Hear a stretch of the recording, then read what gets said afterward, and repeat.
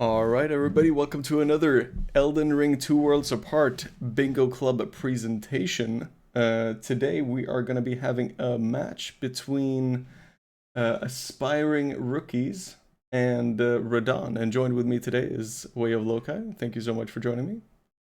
No problem at all. Thanks for having me. Looking forward to this game. Yeah, I'm really excited. What do we know about these teams from beforehand? Unlike the names of the teams, aspiring rookies are actually quite experienced bingo players. Not very experienced in this format specifically. Yep. And the RaDan team has Gendan in the base game and Radi in the DLC. And I know they've been putting in quite a bit of work, so they have been definitely improving a lot throughout this event, but also kind of new to bingo and also new to the format. So, yep, it'll be interesting. interesting. I'm interested how this game's going to go because I had first experience playing with Radi yesterday. I've not really watched Gendan much. I know about Shura from previous formats, and I don't think I've ever seen Thomas play. So I'm very interested in how these old players play, I guess. Yeah, same. I think we can actually go ahead and see if the players are ready because we don't want to keep them waiting too long. Okay, we'll check.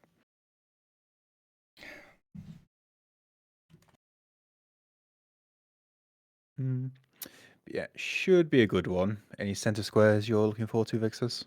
You know, the one that I've been praying for is Romina Melania. But Okay. you know, I've been also like wanting just a Melania because I've been just such a Melania fiend as of recently, and yeah, I just want to see that fight, and I would like my dream would be a board in which it would be allowed to kind of rush early. Oh, an early Millennia Rush. Yeah, Damn. what I've been hoping for. Right, the players are ready. I'm going to click start, and we should get the countdown going. Ooh. All right, so what's your center square prediction? I want like a mid one, so maybe like 5 of each pot or something. Something's going to take a bit of time. Oh, kill 1 of each. I think All that'll right. take. I'll take that version. Well, one of each is fine. I mean, it is the lion including one, so that Yep. does. Slow things down a bit because Dancing Lion or the Deathblight Lion, depending on which version the players want to have their fun with. DLC, 3 DLC armor sets that makes that a bit slower square. Do we have any Egon on the board? We don't, so that does give a quick one. Millennia is there for you, Vixus, in column 5. A Geo plus 0, could see that for the base game players going forward pretty quickly. So we got. I'm gonna hop over to the main screen here so we can see some starting classes too. Yeah, a Gil plus 0, definitely pretty weapon dependent. We see a starting class with Morningstar, so that looks like Thomas might be eyeing up that square. So yeah, we've got the 2 quick squares you can see for base game, Drankin and a Gil for DLC. Rolana has been a relatively quick square that I've seen being done recently. Yeah. People have been doing that a lot faster than you would normally consider as a kind of rush square. Because all the other ones, I guess Hanging Pot would be the fastest. Because DLC armor sets and Curseblade Assassins, when it's the 2 variation, those can be pretty rush squares, but with the 3 variation, it makes it just a touch slower. Yeah, I would imagine the 2 hanging pot bell bearings is definitely one of those like early rush squares, but I don't know how dependent the DLC is. Like how much do you really need to have like at least a B tier weapon for Rolana, or is it just like anything goes? I feel it's nice to have a decent weapon. I feel when the randomizer's not as kind to the players, they normally go for like greases. They normally try to use the frost grease, use the rock grease, try and use status to take down Rolana if the rando isn't kind to them and they haven't got a decent weapon, so to speak. Yeah. And looking at the combined squares, we do have Renala Rolana in a top left position, which is also a great board position and good synergy. Yeah. Line could work with Curseblade. There is that Curseblade just before Dancing Lion in Bellarat, but is there anything else? I guess given Iris, so a Bellarat play could be in the works because of the Queen Line in Bellarat and the Curseblade. And obviously it sends square line. Yeah, I'm gonna be a little bit curious to see here because we do see a difference in the base gamers starting classes. So Gendan, um, not having a wieldable weapon off rip kind of suggests that he's not going for a Guild plus 0, probably conceding that. But what's he trading it for? Is that Adspur rapier? I can't tell. Yeah, it looks like quite. it. Yeah, looks like the Anspur. So could be a good long-term weapon. Build up like any straight class weapon is really good. Yep. And spike mace, or at least some sort of spike. Might be do Morning Star. Yeah, the Morning Star is I don't know. I think as far as killing a Guild plus 0 in how wieldable it is from the get-go, I feel like it's probably up there in like the A tier for a Guild plus 0. Yep, maybe even very True nice. Scent plus 0. Good posture damage, and obviously bleed on any sort of plus 0 is really handy. Yeah, exactly. Yeah, that does make it very enticing. What other interesting synergies do we have here on the board? While we see, we see Gravestone skip by both of the players. It looks like Shura's a little bit further ahead, but... Yeah, I think Radi just nipped into Scorched Runes. Maybe to grab the Grace. Didn't see quite what he picked up. Yeah, another very nice looking Gravestone skip there. So going straight into Skidwaltus, which does make sense to be honest. I will imagine they'll grab an Egon's Grace here just for the Hanging Pot Bell Bearing for later, because the one next to the cave on into ADM is pretty much the fastest Hanging Pot Bell Bearing in this format. Radi going for the Hanging Pot Bell Bearing immediately here. Immediately? Yeah. Okay. Let's go for the lineup. We've seen a couple of players get stuck here because it is, as we can see there. Finicky. Yeah, it is finicky for sure. It's one of those that, like, if you practice it, I would imagine if you practice it for half an hour, you'll basically never miss it. But if you don't practice it, you can end up missing 10 in a row. Yeah, I'll say it is one that is always going to have that chance. If you're doing the torrent, like if you just drop down, you can always get it. But with the torrent tech, you can get it very consistent, but sometimes torrent just does its own thing. Yeah. But that is a very nice hit already. Yep. See a good Folier skip here by Shura as well. Also here, Thomas is going straight for Gil. No Melina, no messing about, just straight into the boss fight. Yeah, let's take a look at this. Everybody loves Agil. Agil is filled with drama. While I fix my stream here for a quick second. Okay, Agil doing his nicest flying move, just doing the slam, not doing any flying away trolling. So nice stagger, get some good head hits before getting the riposte. Oh wow! Didn't get very the nice. riposte. Oh, though. Get the riposte. Bit of a shame. Still a nice bleed hit there. I mean, doing a ton of damage. All he wants is no trolling to appear, because Agil does like to do it, but that's why he's on the main screen. He's always up to no good. I've seen him. I've seen him fly. I've seen him fly as far away as to Kale's church. Oh, yeah, I've seen similar. He's gone join Tree Sentinel. Yep. Go get a quick drink. Yeah. You know, the Tarnish will be here so shortly. Yep. But this is looking pretty clean. Yeah. And that's just going to be a mark. Yeah. Really nice. Very clean fight. Nice. Not much of a hassle. Yep. And Gendan has everything like set up. He knows exactly where Thomas is. So it'll be interesting what he does with that info. Let's go straight for Hallig Tree money. Okay. The funny thing is, with Morningstar plus 0, if he's comfy with Dragon King, you could very easily insta-port there and do that fight next, because sticking like just behind the thigh and with that bleed, it'd be a bit slow and you'd have to be a bit cautious, but it's a pretty solid play, to be honest. It's definitely doable. It's definitely doable. I think I would prefer, I mean, especially with the Morningstar having strike damage, I think the Somberstone Bell Bearing is kind of one of the shouts that I would prefer to go for here, because I feel like Dragonkin is, I mean, both are kind of snipeable, but then again, Gendan has a perfect weapon for at least one part of the Somberstone Bell Bearings. Getting that rot for free.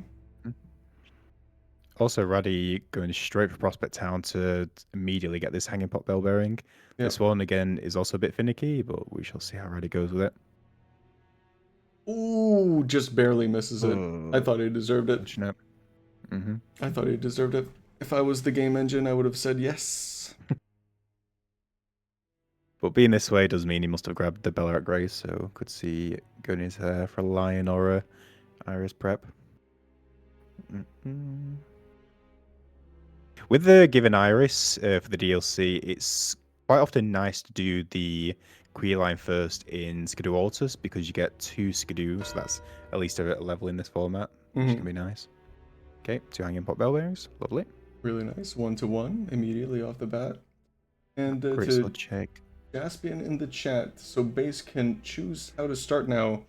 So in this format, we're using the Bingo Brawler Season 5 mod, so all the starting classes are randomized with smithing weapons for the base game.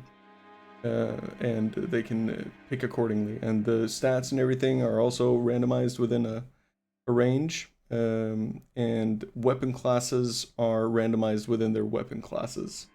So as we see here, we see Thomas doing the greatsword check, and he gets the Golden Order greatsword, and not the typical Lord Sorn that you would find there. Yeah, Golden Order. I think that's going into his inventory and never seen the light of day again. Yeah. What have we got for the DLC players?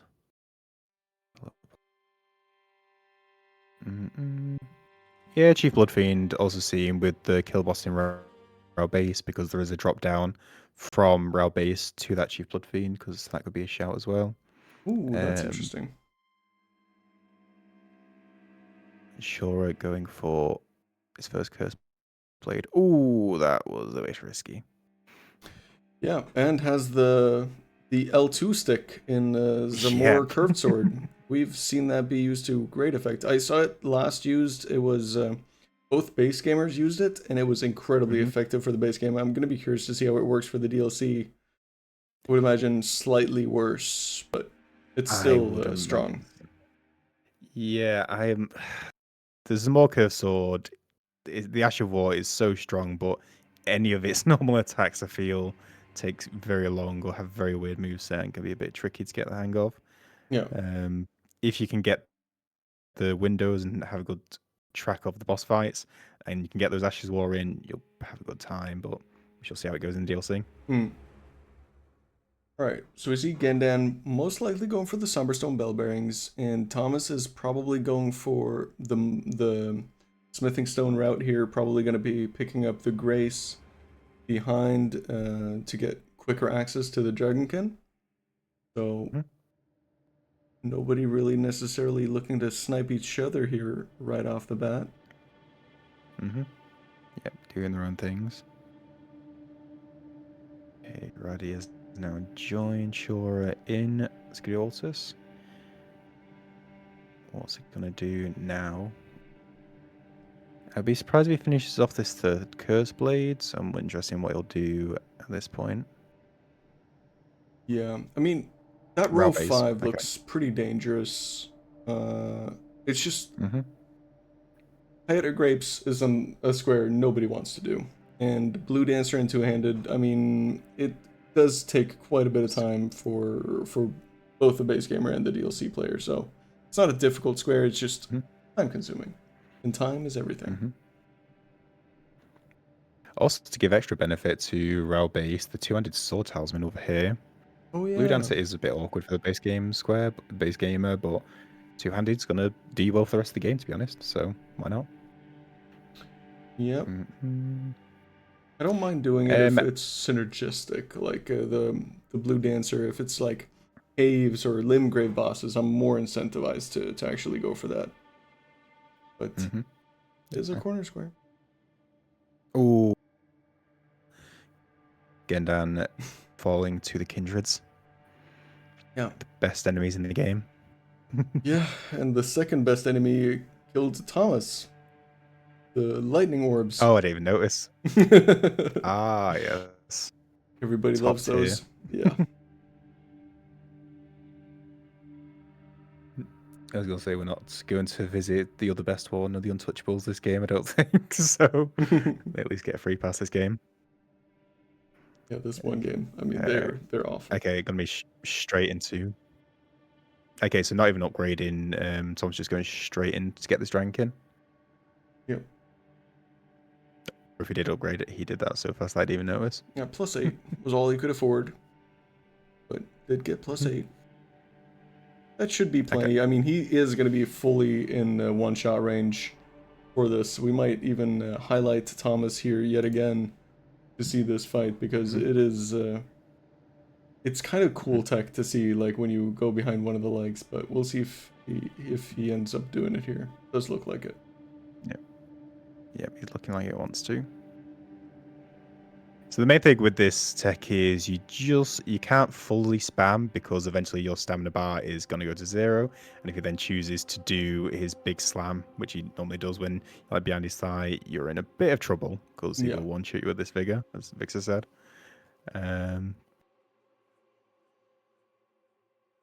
Finds a good opportunity to get back in here. Does get the slam down.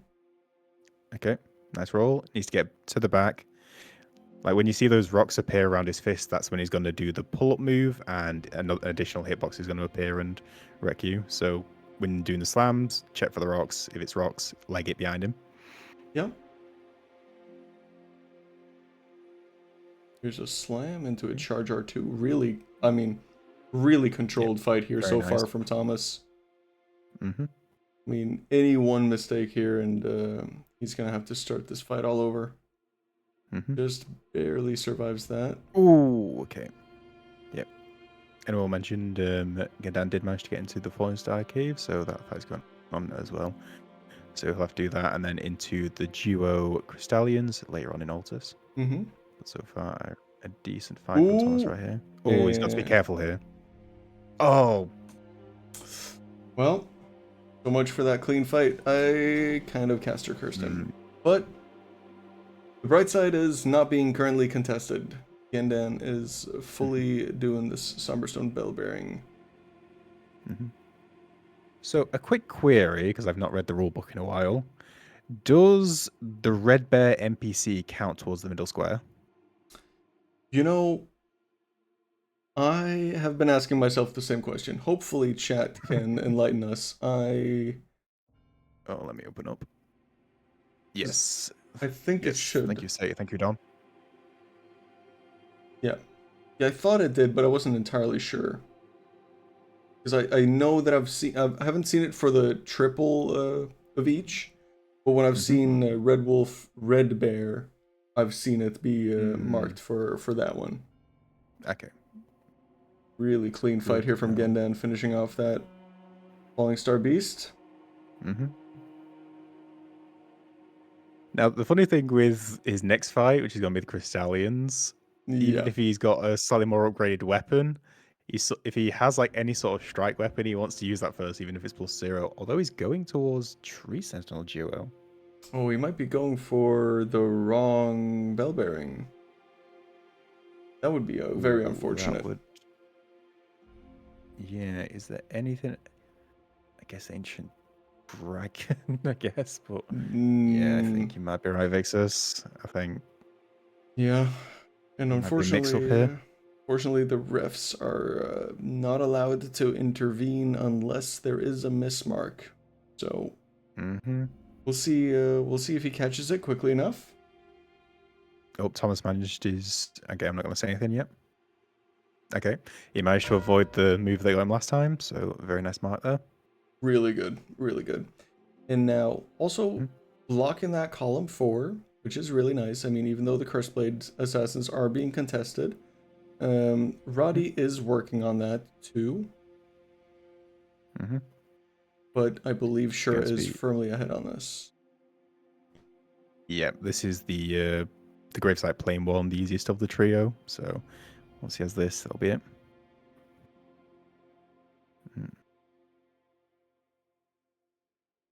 Although I probably shouldn't say easiest in any sort of format when commentating because it just opens things up, doesn't it? Yep, and there's the mark. Really nice. We do with see 2 squares. Gendan very Over the threat. unfortunately going for the wrong bell bearing here. This is really gonna sting. And what I'm hoping is going to happen is he's going to pick it up, read it as the smithing, and then not mount the square. That's what I'm crossing fingers is about to Oh, yeah, happen. that would be good. That would be good. I'm hoping for it. Meanwhile, we've got Radi going joining Shura down in Rao base. Well, Shura's not currently in Rao base, but I think he did get the first grace. Mm-hmm. But yeah, there is a lot over there, so it's a good one.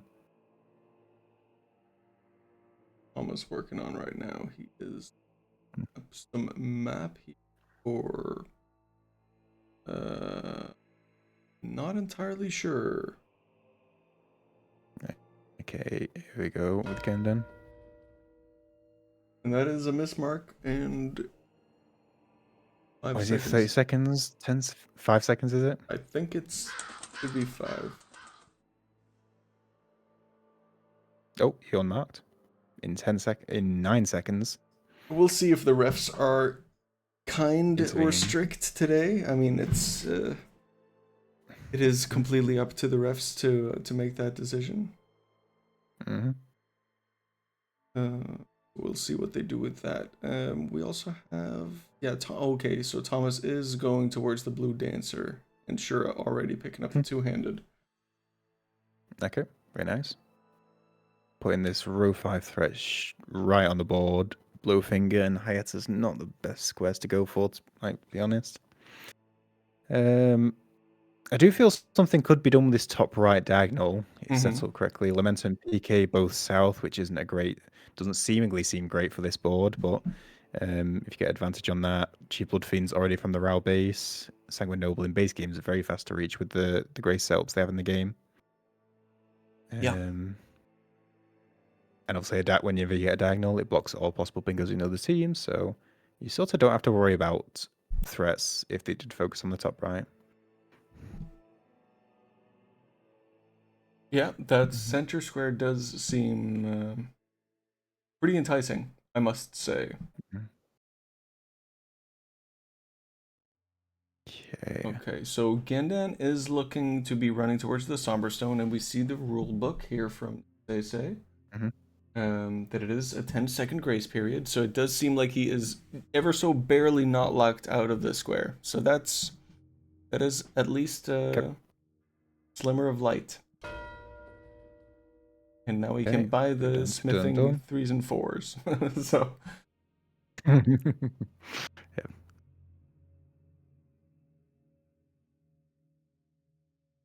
Okay. Working on now. I feel it. Are they sending this line? I can't actually tell where he's. Oh, he's gone all the way to Rugaleo, or however you pronounce the name. Boston Rao base and the bear. I mean, this could be just. I mean, this boss is tankier, but I would imagine that people are more comfortable fighting a non-NPC boss.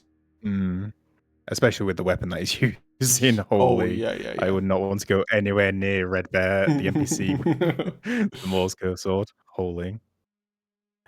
But yeah, this should be pretty chill. I know Shura does a lot of rando, so this should be like easy pickings for him. Yeah.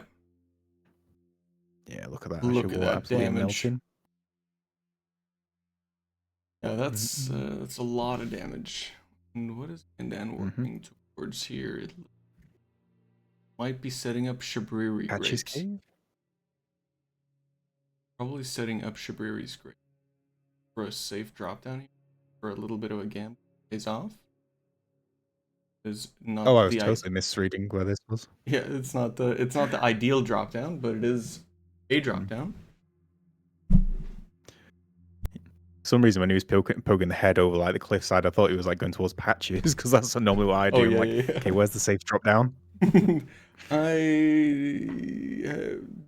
hated that drop down until I figured out how to do it. I just kept dying. Okay, so Gendan does need to keep a sort of timer in mind of how long he can leave these bell bearings because Thomas is currently interested in it now. Okay. Bell bearings. Oh yeah. Yeah, again, and just got the grace by the broken bridge, and then has come back for Hayata grapes. Yeah. And I mean, this would suggest to me that, I mean, they're aware that they're not locked out of that square. That's why he's contesting it, because otherwise there's no point in doing it this early. If it was to be a fully locked out square, then I mean, obviously you wouldn't be going for it. Also, I think Hindra's took another victim. One each for the teams. Yep. Oh, but then leaving the cave. Probably coming in here only for the smithing fives, then realizing that the somber bell bearing was pretty contested. I mean, you always will have one of the halves for it. So, probably realizing. And we're going to... Oh. This is... I think yeah. Gendan might not be aware you don't have to speak to the NPC in this castle. You only need to start the quest and he will invade. This is quite a bit of unfortunate time loss. That's going to happen. Yeah, it's even worse time loss given if he doesn't know how to do this. Because even if you were to do this, after you kill the NPC, he doesn't drop the Hayata grape. You have to quit out and then it's there. I know because I did this exact same mistake once. Yeah. Yeah. This... We shall be hopeful. We shall see how it goes. We shall definitely be hopeful. So, I mean, this middle square is definitely, I mean, very contested now. Bear is killed. There's snail and lion left. Lion being the most time consuming, I would assume. You do have some incentive were you to actually get the Hayata grapes intended for the square to actually get the snail boss, because he is right there. But, yeah, I think that might be what Thomas is going for now, unfortunately. I think now that looks like has been done, he's gone to Academy, and if he goes straight, yeah, he's looking at the catacomb, I think. Yeah. Just getting rid of that potential threat immediately. Yeah, and not only potential threat, but also that top left diagonal is kind of miserable to have to address. Because there's not that much in Academy, so having to go all the way through Academy just to kill Renala, and no reason to speak about the Reichardt's Great Rune. That is... It's a trek and a half in this board, holy. Yeah. Although I guess if you really wanted to, you could do... If they really wanted to just force on this diagonal, he could do Renal and then do the elevator down. Oh, yeah. I know we have access to Volcano Mana pretty quickly anyway, but if he wants a quicker access to Godskin Noble, could do that. If Gendan realizes it doesn't drop here. Oh, he does know. He does know the quit out tech. Okay. Oof. Nice. Well, and it's only a time loss. Thomas may... Okay. I didn't see if he grabbed Temple Quarter, but I believe he just went and grabbed the Academy key and decided to sod off, because that does mean he's going to have to do that entire run again in order to get the snail. Ooh. Yeah. That is time consuming. And then looking to get this probably Godric while summoning the Feli Lu. Is going to be an eventually going to be a good block on that row 3. A little Rolana fight going on right now. Shura apparently pulled the Zamor sword in the bin and chosen the Gargoyle Great Axe, one of the variations. Probably the smithing one, considering he's greased it. Yeah, and it is the same weapon that Radi chose, so I'm guessing it's the weapon in the axe check in Bonnie. I am a little surprised that Radi didn't grab the Savage Lion's Claw for this weapon, considering he did go to Belrat, so I imagine he's got 3-path Grace. Oh, a little stake on the ground causing issues for sure there. Oh, yeah. I've never even seen that one before. The unbreakable stake. Yeah, why is it right there?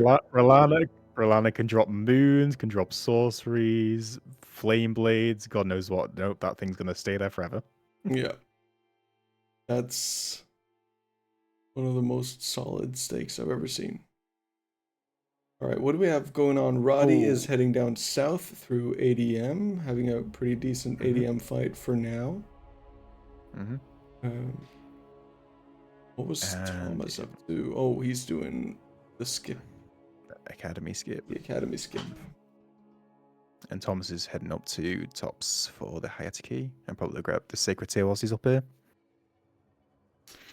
You know what? I just realized I should have wished for a different center square. Why? I wanted 2 magma worms. Okay. And there's a specific reason for it. So, I have been somewhat informed that Thomas is the Octopus Whisperer. And can apparently Jedi mind tricks the octopi that are next to Theo. Yeah. And he argues it's consistent, but he did use a kappa the time I saw it. Yeah, people who might not be aware, for the Magma Square, there is Theodorix up in Consecrated Snowfields, in which a strat is to encourage the octopuses around said boss to join in the fight and stagger Theo, which they do pretty well, but it is... it goes in different ways. Yeah, sometimes they're cooperative, sometimes they just stand in lava. So apparently he found a way to make it consistent enough where they actually, in the mod that he was playing, they removed the octopi. Okay. And this looks like a kill of Rolana. Yeah, there we go. Really nice kill there for sure. Really nice. Yeah. And already being in Rao base, they could pretty quickly do this Noble and Blood Fiend and force the blue team here into Rykard's Great Rune for his champs. It's like they're getting forced into a lot of stuff they don't want to be doing.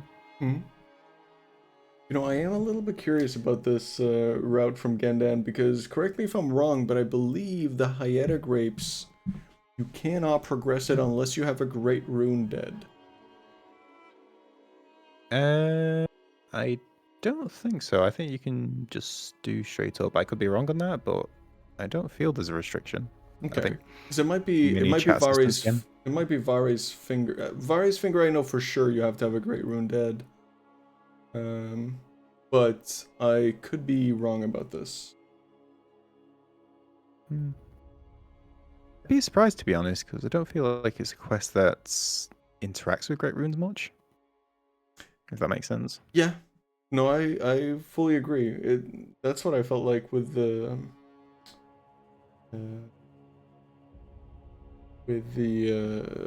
what am I thinking of? The Vari's Bloody Finger. That's, I mean, doesn't feel like that's something that really should interact with it, but you have to go to Enya, talk to her, and talk to the 3 fingers, and then Vari moves. I feel that one might be because in the door locked until you beat Godric, or at least kill a Great Rune. I can't remember. To be honest, it's been too long since I've done like a first go through of it. Yeah. I mean, I know that you can. Go in the back way and pick up the grape. So the grape isn't locked. In behind Godric. Ooh, really nice block there.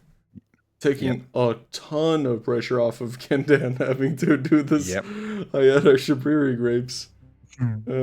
I could see a Godric Nefelia League pretty soon as well, just to get rid of another threat on that side. Yeah, I think Gendan should address... I mean, that would be a really good thing to address immediately for Gendan here, I think. Or if they can do something with column 3, to be honest, they could like set up a threat of their own. Obviously, one Stomber Stone's already acquired. Bear Snail Lion's a bit of a trek, but there is something that could be done with that column thing. You know, I think if you and me were on a team, this is I would say absolutely yes to that suggestion from you. I gotta say, with the square deficit, it's just like, okay, what's the bingo line we need? Okay, let's go. Yeah, and the way I would choose to do it is definitely doing the bear and snail in base game and following up with just a lion for the DLC. Yep, I think that'd be a shout. Is anyone willing to go for the 4 watchdogs or the full worm drake dragon ancient dragon square is bound to be busy for a while.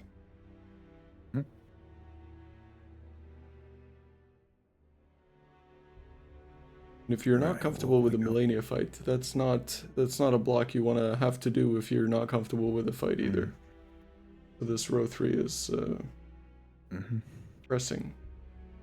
Unfortunately, I think our hopes are about to be dashed because we're going to a familiar run on Thomas's side, but this time is heading in the snail direction. And we see where Shura is also headed, so that looks to be probably the next play. Now the question is, would they go for row 3 or the top left diagonal? Well, they're going to be on the 7. They already have access to it. I think they'll do the center square. Thomas will go and kill Renala to get the top left diagonal. Then they'll probably leave Rykard to the opponents and start picking up the rest of the stuff. So maybe a Millennia kill if they're comfy. Incants can be pretty speedy. Prep a little bit of Watchdogs. I feel like once they've got this 4 square threat on the board, they're just going to start hoovering the quick squares up while the opponent has to deal with the threat. Yeah, and I mean, we also see Thomas. I believe he picked up he also picked up Wild Strikes and also is post Red Wolf, so has that Glintstone Wet Blade. So is going to be doing a whole lot more damage with his Morningstar after this snail, I believe. Yep. And then rightfully heading into Stormveil here for the Godric. Which will be a good block to have. That Rykard is so long. It's a disaster square. I mean, like, how long would you estimate if you don't have any academy, and say you have this plus 15 Anspur Rapier? How long does it take you to get Rykard's Great Rune? If you go to like Iniquity, and then you go in like 4, like you're looking at a good part of like 12 to 15 minutes, I'd say, because you have to trek in, open all the doors, either skip down, drop it down, go in, kill the noble, go through, kill Rykard, and then you put him back to outskirts, and you're having to do Steel Tunnel, and then the lift all the way up to restore the Great Rune. It is a trek and a half. Yeah, my guesstimation would probably be closer to 20-25 minutes. It's. You reckon? Yeah, I think so. There's so many running sections, and then you also have to do prep. Like you have to go get a small shield, or like you have to go do like one of the shield checks. You have to. Also, you have to do the Rykard fight, which best case scenario is a 3-minute fight. Noble is probably a 2-minute fight. Long? Damn. Yeah. It just starts piling up. I would say if you have a faster than a 3-minute Rykard, I think everything has gone much too well for you. But it is a pretty good weapon for it. Yeah, and Thomas going straight to Renala. Yep, this is going to be an unfortunate. Yeah, that's eventually RaDan team are going to have to deal with. Yeah, it's just going to be awkward now. Yeah, the timing of this is going to be really just impossible to address too. Yeah. It's going to be the snail mark comes out and you're like, oh my god, thank Jesus, I'm on my way to Godric. How good do I feel? And then Rilana comes out and you're like, oh boy. Yep. And then this is a scenario, again, when we talk about the column 3, it'd be the case of, okay, column 3 is dead. We are stuck in this one square that is either, if we go for it, we lose because of majority, because it takes so long. Or if we don't do it, and they can do it whenever. So at this point, I'd be looking at the row 2 and trying to do as much as I can to prep that. That's what I would be thinking too. I mean, it is definitely one of those things. I think it comes with experience for sure. Is when you just need to abandon the play you're going for and just kind of pivot to really trying to win rather than trying not to lose. Is what I'm trying to say. I feel like if the square count is like 13-3 at the end of the game, but you've had your potential threats, had your potentials to win. Right. I feel that can be a better play, like potential game, like a game that could have been, as opposed to potentially one where the square count's a bit closer, but your opponent's always been ahead. Yeah, like 13-8, and you're like, you've been just constantly losing since minute 15. You're just trying to catch up on majority, and the board doesn't really allow for it. Yeah, I mean, I've been going more and more for these like kind of all-in plays when you're having a rough game. Really nice kill there for Thomas.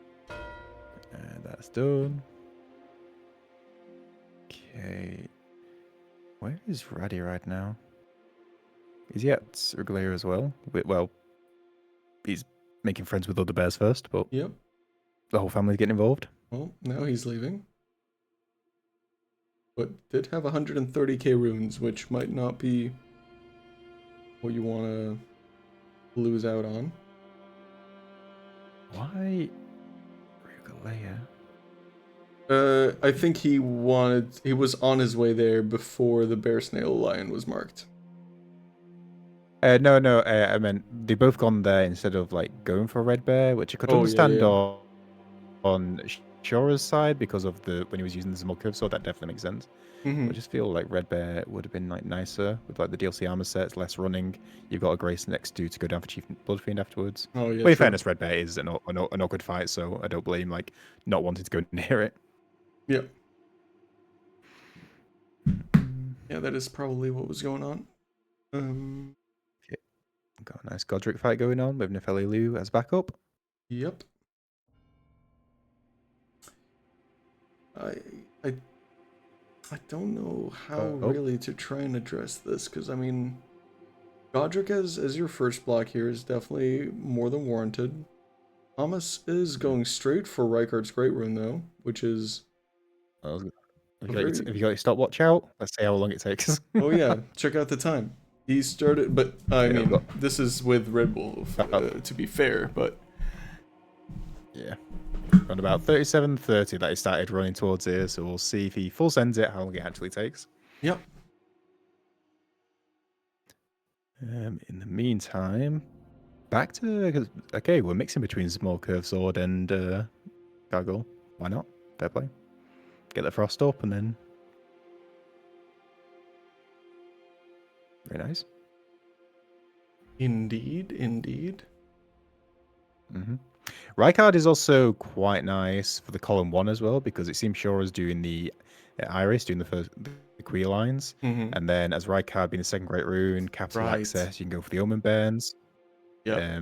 You can do the Hyeta Grapes, or again, you're forcing your opponent into yet another awkward square. Yeah, I mean, this is one of the things when you have this much of a lead on squares, it's just, you know, the board's your oyster. So many things to choose from. You could just like pick whatever you want, really. Yeah, definitely.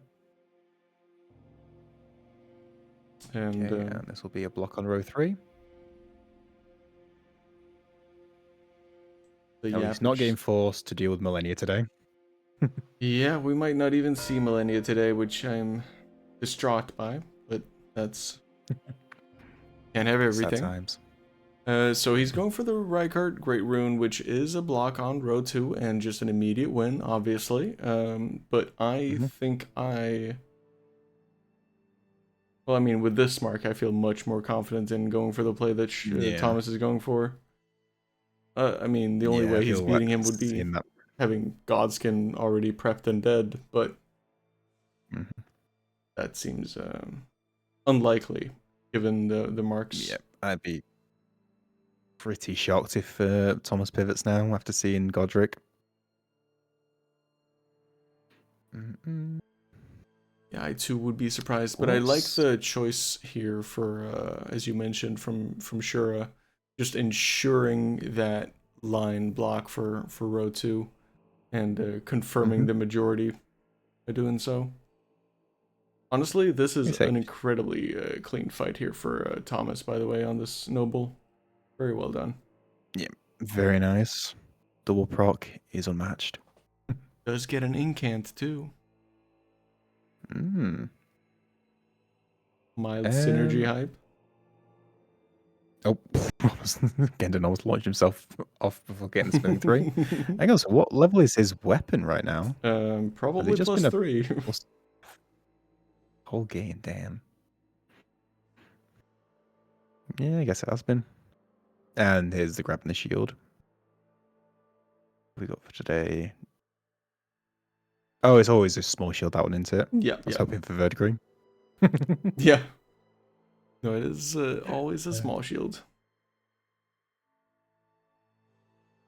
Yep, and then going straight back to right. Yeah, I can't imagine Thomas deviating now. Meanwhile, I think that's what Gendan is doing. To be honest, he's getting all the stones required to have his own go at Volcano Mana. Yeah. And just being a little bit behind on the weapon setup there definitely is gonna end up costing them, I think. Yep. What have we got down in DLC land? Going up towards... Okay, so they're both going towards Queen Line as well. Radi's heading up to the Queen Line in Skidoo Altus. I guess I missed Skidoo Altus Queen Line because Shura was going straight for giving the Iris, I believe. Yep. He did kill both Queen Lines. Saw that much. Okay. Fair enough. So it's going to be another one. Like that running animation that Shura's stuck in right there. Looked kind of wonky. And Gendan heading the au natural way into Volcano Manor. At least for the mod. Obviously not the normal way. No fun Academy skip this time. Or Academy and Cage skip this time. Although you can do the double Cage skip if you so wish. Yeah, I mean, you have nothing better to do on your days off, then yeah. There's the Iris, really nice. Yep. It's a full majority game for aspiring rookies, and RaDan has an uphill battle in front of them. And Radi deciding to just die from Timu Mesmer. Yeah.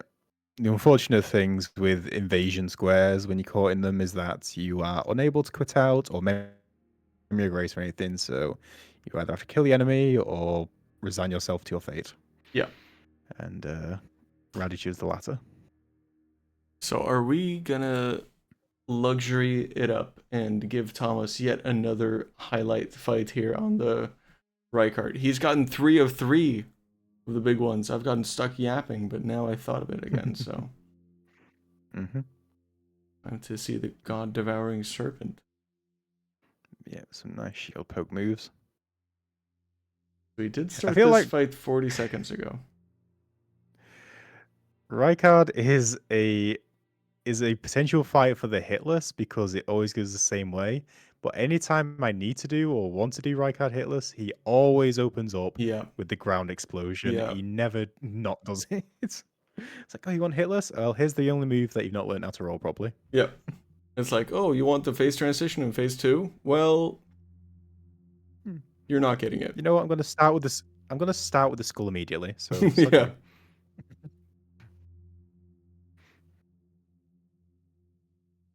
Ooh, Thomas going Oh, there we go. immediately for these.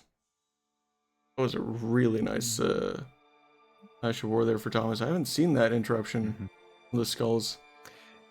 Yeah, I've been told about it before, but I've never just had gone out my way to practice it, which is on me. Yeah, Oh, same. nice stagger. That looked really, really nice. I'm gonna absolutely use that in my next Rykart fight.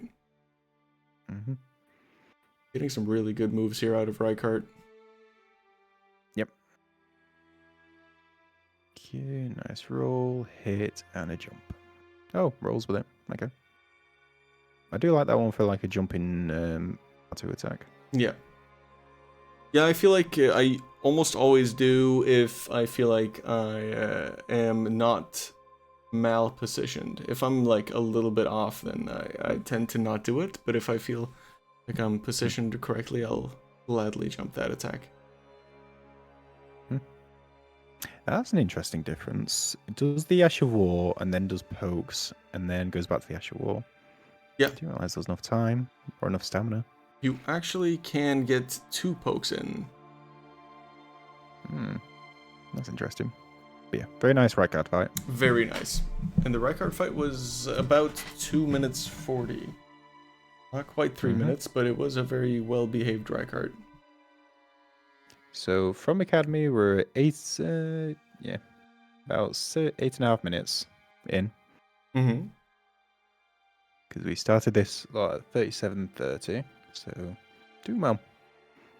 Could potentially add another minute and a half by doing the run from Red Wolf 2, but Thomas has been speed running through this. I mean, the perfect Rykart fight, the perfect Noble fight. And done very well. And now he's going to come to the Onyx Lord and it's going to destroy him. Yeah, that would be the irony of life, wouldn't it? Yeah, the most powerful of all the bosses. Yeah, just destroying fully just a god and a noble god, or a god's skin. Yeah. A god slayer, kind of. Right. And then just dying to an Alabaster Lord that just loses to Crouch Pokes. Okay, DLC. We've got one of the most fun fights in the entire game. Lamenter for Radi and Cheap Blood Fiend over for Shura. Who I don't mind. I don't mind the Cheap Blood Fiend fight. It's quite alright. Let's hop into it. Blood Fiend can be definitely trolly sometimes. Oh, I'm surprised those hits. This is back to the Zamor. Yeah, I think he's mixing up. I think he sets up the frost with the Ash of War and then switches to the gargoyle to beat down with the extra frost damage. That's real gaming move. A real gaming move for sure. And I would assume that RaDan is getting kind of scared now that Thomas has been dark for so long. Yep. Although Gendan's doing what he can, he is following the pathway. He just thought with the weapon setup he had to do, quite a bit behind. Nice kill there on the Blood Fiend. The Lord could be a savior.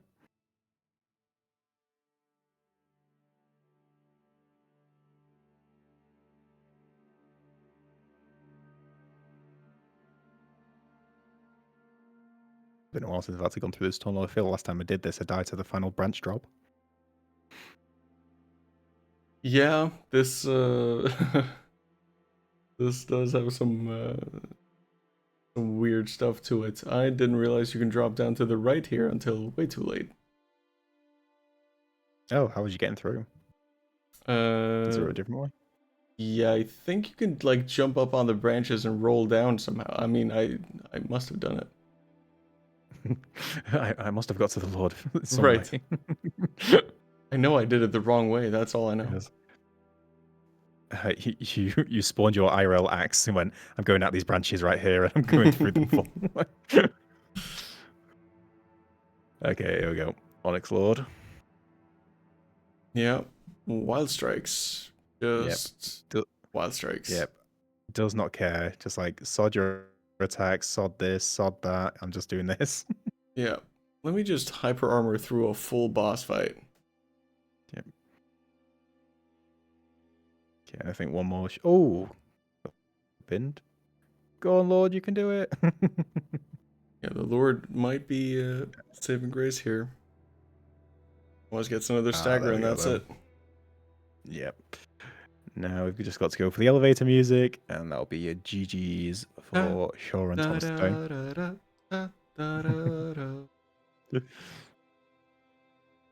Copyright claimed immediately. Yeah. Not the Elden Ring music. Yeah.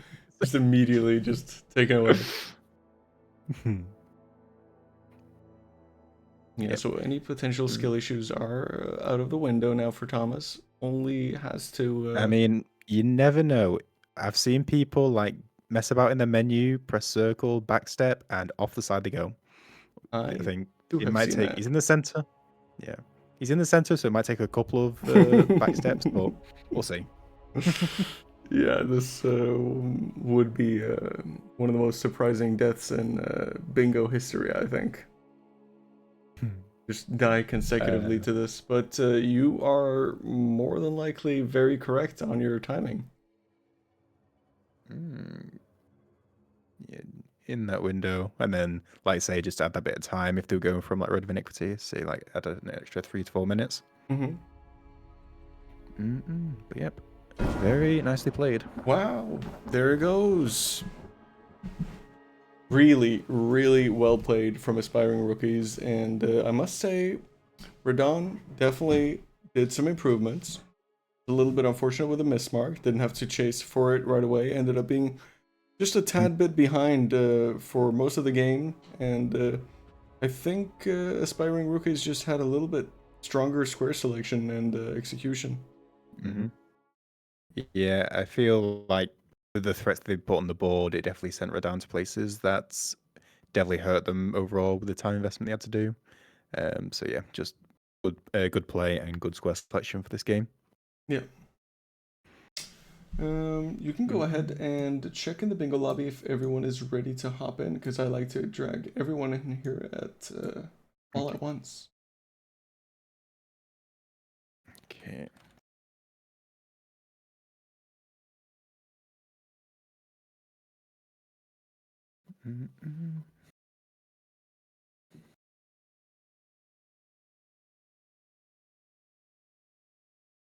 Check with players if everyone is ready.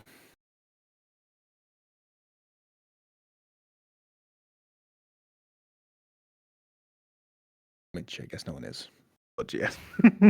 But yeah, at the start of the game, RaDan did see have some good stuff. Like the 2 hanging pots was good. Having that quicker access to Ballarat, it's a bit of a shame that wasn't able to take more advantage of that. But like I say, with the distractions of that, the red team put on the board, definitely cost a bit.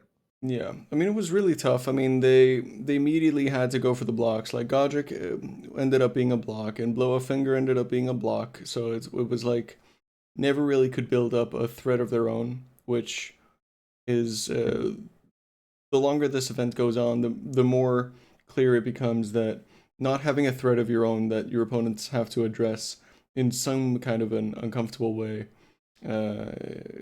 especially being at a square deficit, it's so difficult because you just end up chasing. It's really tough to catch up. Right, looks as if all our players are ready. Do you want to shift them in? Should I? I'll throw them in. Hello, GG's. Oh, GG's. GG's. GG's, everyone. GG's. Very nice game. Yeah. Yeah, well played to you. This was a very interesting game. I'd like to congratulate the winners, aspiring rookies. What was your initial game plan? What did you see on the board? What were you trying to go for?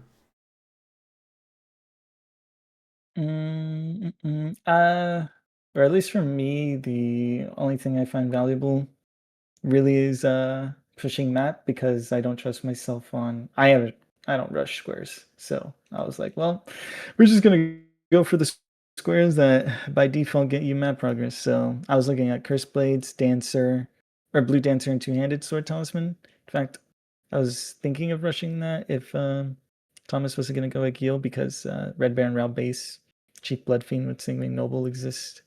So I was like, that's a nice part of the map to get a hold of early. And so yeah, it was either between those two squares. Yeah, and for RaDan, what were you guys eyeing in the beginning? Saw a little bit of a On the mismark there DLC too. side, yeah. Well, for me on the DLC side, I saw a lot of squares in Rao base. Like, it's pretty efficient to go there. You have there's a bell bearing next to Chief Blood Fiend cave where you can drop down from. There's kill boss in Rao base, armor sets from the guy, Blue Dancer, Two-Handed Sword and stuff. So the plan was to do Hanging Pot bell bearings. I wasn't sure if I can afford to wait for my second one until I reach the one next to Bloodfiend Cave. So I went Prospect Town because there's also an armor set over there. But then basically row 5 became a danger, so from that point on we just had to panic block. Yeah. And then even got sniped on a few squares and was just rough. Yeah, from base game side, I thought that the board really looked like I read it as some kind of collectathon into mid to late game bosses. Not really a lot to fight in the early game except for Agil, but I didn't want to go for the rush square this time, so I just wanted to start and go ahead and collect something, maybe get some map progress. Went for the Somberstone bell bearings. Kind of messed up with the second one, mixed it up for the regular one. Yeah, and by the time I was actually getting close to the Somber 2, we already had to start playing defense. Yeah.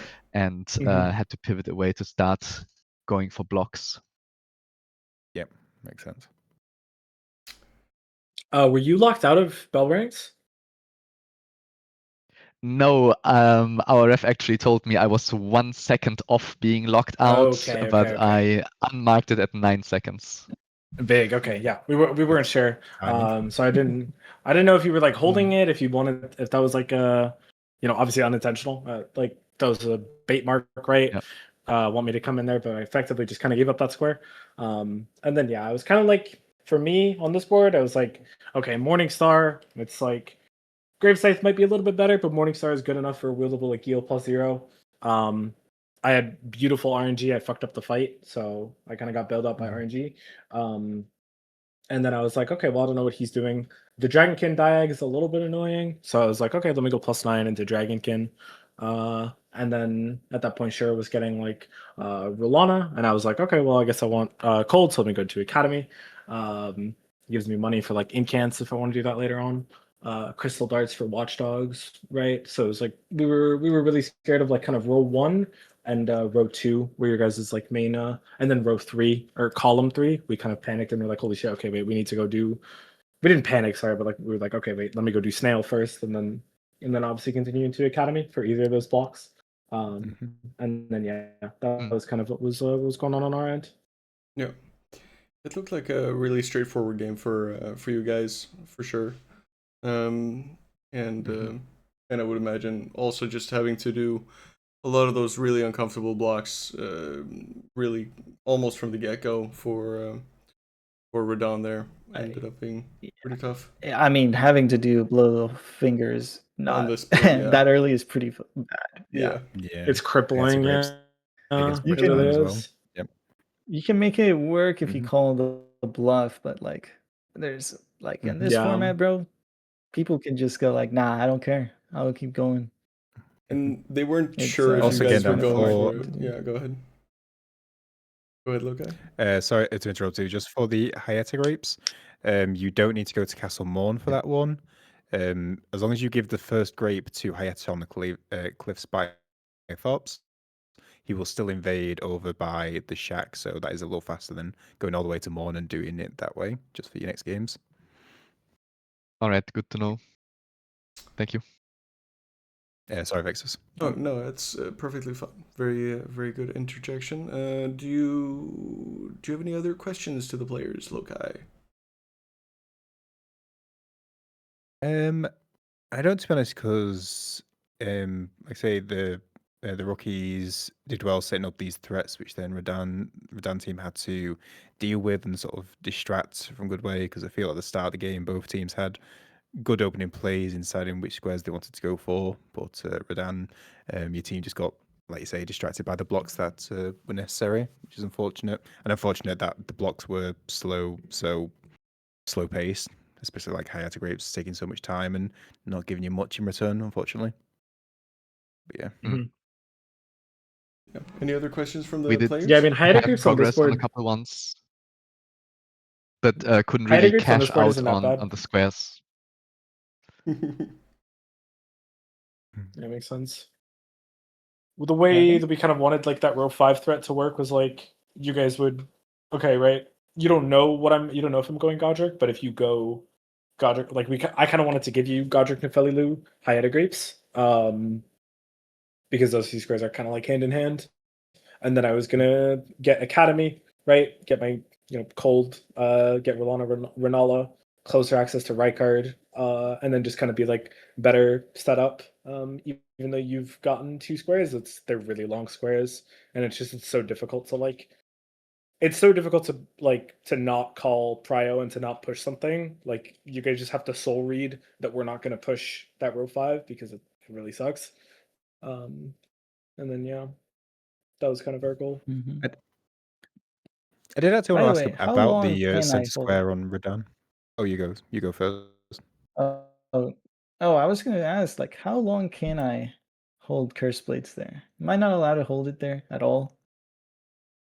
When 'Cause you I was telling marked it, Thomas, I was I like, was I'm fighting my gonna second leave. one. Okay.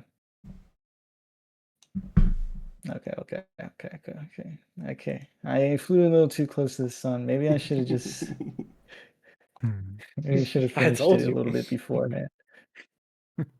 I mean, it worked. So I guess you had it all planned correctly. Well, I didn't think they would go curse blades initially, unless it's up there for a while. I just didn't know if I had time to run to Rao base and I think I ran to Rao base and then I checked the Great Axe.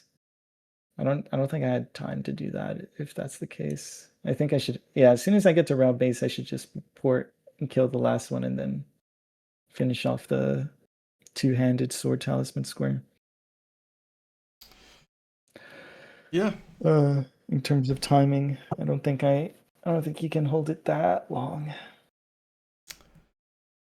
Well, anyways, thank you so much for joining the stream today, and thank you so much for putting up with the hassle with the overlay, and all of that. So super cool to have both of you join me for the stream, or join us for the stream rather, and thank you so much to the refs for joining in. Refs are something we very much appreciate and we don't take for granted. So thank you to the refs for joining. Super appreciated, guys. And I think for the next stream, I think we almost certainly will have at least 1 game on Sunday, potentially 2 games, which Loci will almost certainly be playing one of them that will be streamed. That's cool. And I think that's it for us in the quotation marks studio. So thank you, Loci, also for joining me with the commentary. It was lovely to have you. No problem. Thanks for having me. And thank you so much for watching. And until next time, definitely Sunday, but could be sooner than that. You never know. Have a good day, morning, evening. I don't know where you live. You'll have to figure that out. But until then, good night or day. Bye. Good morning. Have a good one.